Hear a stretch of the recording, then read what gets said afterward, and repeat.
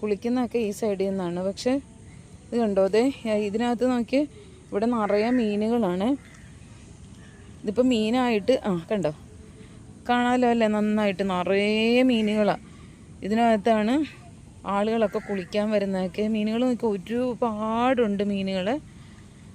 Okay, നല്ല ഭംഗിയുണ്ട് ഇവിടെ നിന്ന്. ഇതിങ്ങനെ കാണാൻ തന്നെ നല്ല രസമാണ്. പക്ഷെ ആളുകൾ എങ്ങനെ ഇതിൽ നിന്ന് കുളിക്കുന്നെന്നാവും.